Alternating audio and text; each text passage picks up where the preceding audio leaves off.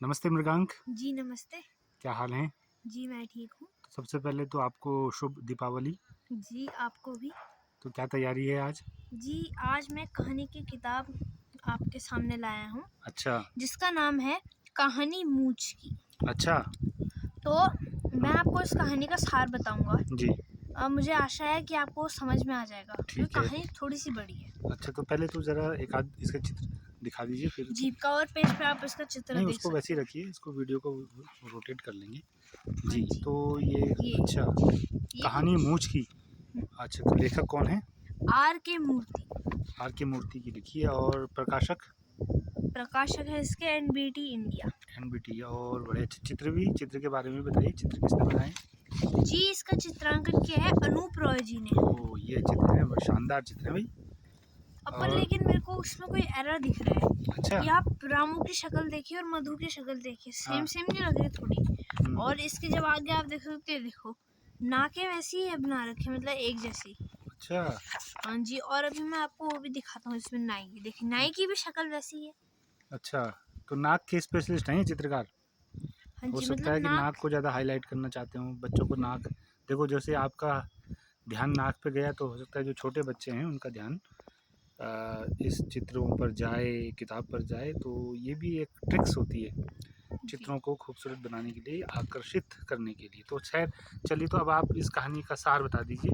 जी। तो इस कहानी में ये होता है जी। कि पहले इसमें एक रामू होता है, एक आदमी, और उसकी पत्नी होती है एक मधु। तो अच्छा। दोनों दोनों रह रहे होते हैं सिंपल लाइफ। ठीक है। तो एक दिन रामू पता नहीं कहाँ से सुन के आता है कि मूंछ जब रखते हैं तो बड़े हम अच्छे लगते हैं। अच्छा, मूँछों को रखना अच्छा है।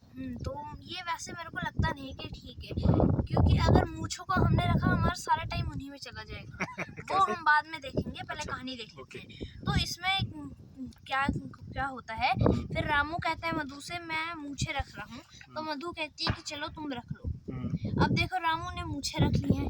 तो अब क्या होता है इस कहानी में कि जो मतलब सूत्रधार ये बता रहा है कि रामू अपना काफी सारा समय मूंछों पर ही बिता रहा था। अच्छा, वो मूंछों को ही सजा रहा था। मूँछों को कभी ताव वो देना। ऐसे ऐसे मरोड़ रहा था, कभी उनको कंघी कर रहा था, कभी उनको ऐंठने मरोड़ने में लगा रहता था, और कभी वो नजाकत नफासत से मूंछों को कंघी भी करता था। ओह! और उसने काम पर जाना भी छोड़ दिया। अरे!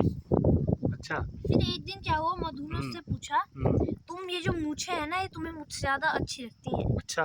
तो ये कि रामू कहता है कि ये जो मूछें हैं ये मेरी किस्मत है। हाँ। तो फिर मधु ने कहा हाँ। कि तुम बात बिल्कुल ठीक कह रहे हो, पर जो कि तुम्हारी ये किस्मत है ना, ये हमको खाने के लिए खाना नहीं दे रही। क्योंकि हाँ। जब वो काम पे नहीं जा रहा तो वो पैसा नहीं कमा पा रहा है, और पैसा नहीं कमा पा रहा है तो खाना कहाँ से खाएंगे वो, राशन पानी खरीद कर। सही बात है। तो फिर ऐसा होता है, राम को गुस्सा आ जाता है और वो बोल देता है मूर्ख अपनी बकवास बंद करो। अरे बाप रे! ऐसा कैसे? सीधा हाँ। मुंह पे बोल के। फिर अच्छा। उसके बाद मधु रोने लगती है ऐसी ना अपने भाई शिव के साथ। तो शिव जो होता है वो आता है अंदर और मधु उसको सारी कहानी बताती है। तो शिव कहता है इस समस्या को मैं चुटकियों में हल कर दूंगा, बस तुम परेशान मत हो। अच्छा।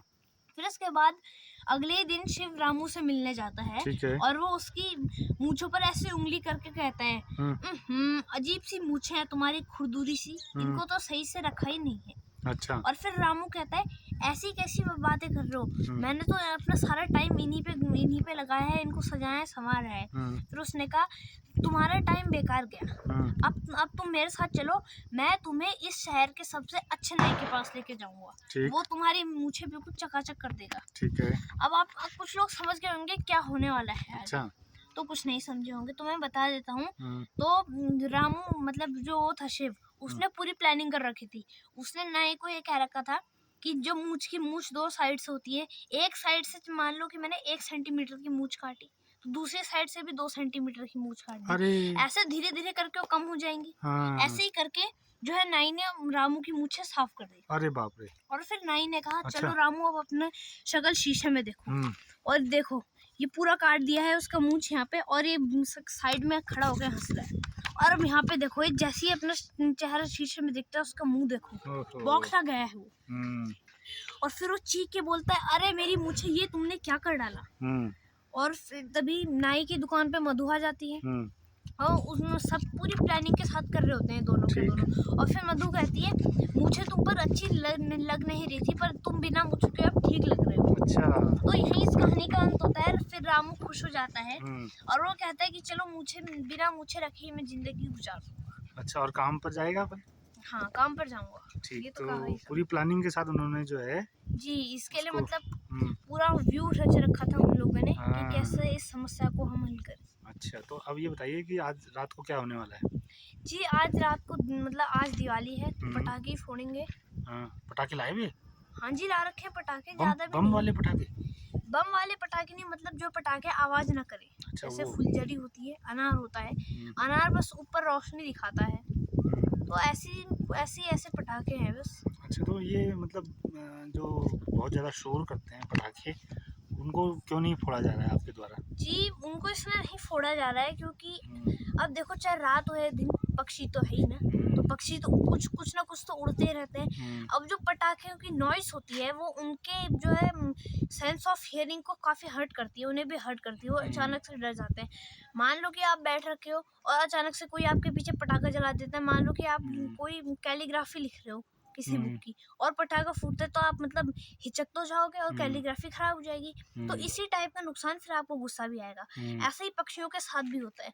अब जैसे रॉकेट को देख लो आप, किस्मत से चाहे ऐसा होना हो, रॉकेट को हम बोतल पे रखते हैं फिर जलाते हैं, तो रॉकेट जब ऊपर जाता है तो किसी पक्षी पर भी लग सकता है ना। तो अगर पक्षी पर रॉकेट लगेगा तो रॉकेट तो बहुत स्पीड से ऊपर जाता है और फिर ऊपर जाके फटता भी है रॉकेट। फिर रॉकेट के ऊपर जो नोक सी होती है, तो उससे पक्षियों को बहुत नुकसान पहुंचता है। और अगर कभी कभार रॉकेट क्रैश भी हो गया, मतलब ऊपर ना गया, साइड में चला गया, कहीं पे आग लग गई, तो उसका भी मामला हो सकता है।